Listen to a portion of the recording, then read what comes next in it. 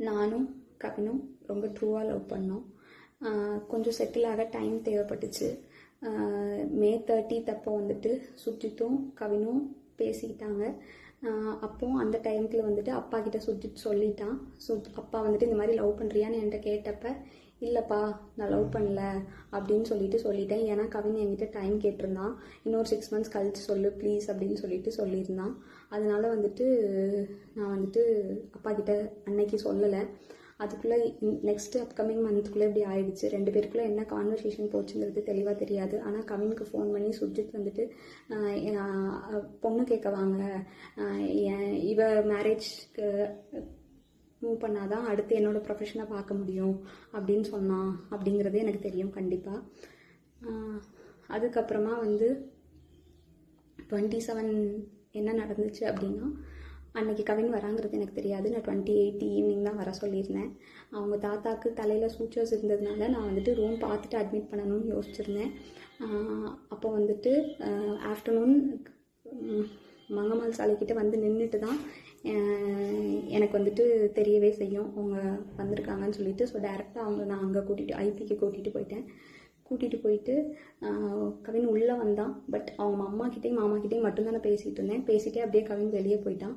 அங்கேருந்து கிளம்புறப்பந்தான் அவங்க அம்மாவும் கிளம்புறப்பந்தான் கவின் எங்கே அப்படிங்கிறதே நாங்கள் யோசித்தோம்.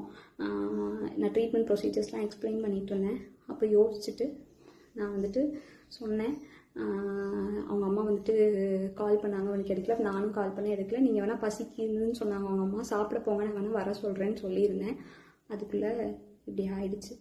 ஸோ வந்துட்டு இது தேவையில்லாமல் நிறையா இஷ்டத்துக்கு யாரும் வதந்தியை கிளப்ப வேண்டாம். உங்களுக்கு தோணுது எல்லாத்தையும் பேசாதீங்க. எங்கள் அப்பா அம்மாவுக்கு இதில் எந்த சம்மந்தமுமே கிடையாது, அவங்களுக்கு தெரியாது. இதை இதோட விட்டுருங்க. அவ்வளோதான்.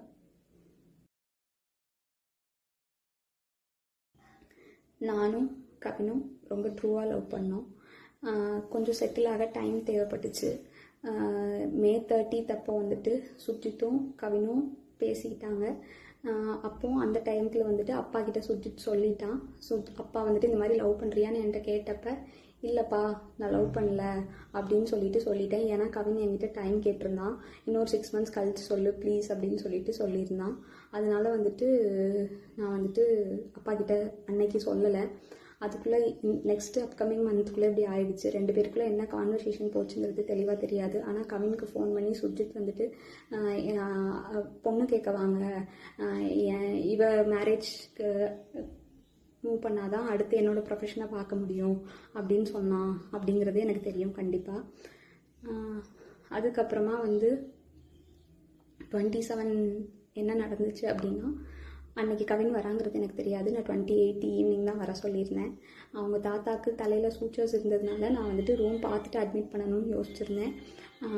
அப்போ வந்துட்டு ஆஃப்டர்நூன் மங்கம்மாள் சாலைக்கிட்ட வந்து நின்றுட்டு தான் எனக்கு வந்துட்டு தெரியவே செய்யும் அவங்க வந்திருக்காங்கன்னு சொல்லிட்டு. ஸோ டேரெக்டாக நான் அங்கே ஐபிக்கு கூட்டிகிட்டு போயிட்டு கவின் உள்ளே வந்தான். பட் அவங்க அம்மாக்கிட்டேயும் மாமாக்கிட்டேயும் மட்டும்தான் நான் பேசிகிட்டு இருந்தேன். பேசிகிட்டே அப்படியே கவின் வெளியே போயிட்டான். அங்கேருந்து கிளம்புறப்பந்தான் அவங்க அம்மாவும் கிளம்புறப்பந்தான் கவின் எங்கே அப்படிங்கிறதே நாங்கள் யோசித்தோம். நான் ட்ரீட்மெண்ட் ப்ரொசீஜர்ஸ்லாம் எக்ஸ்பிளைன் பண்ணிகிட்டு இருந்தேன். அப்போ யோசிச்சுட்டு நான் வந்துட்டு சொன்னேன்.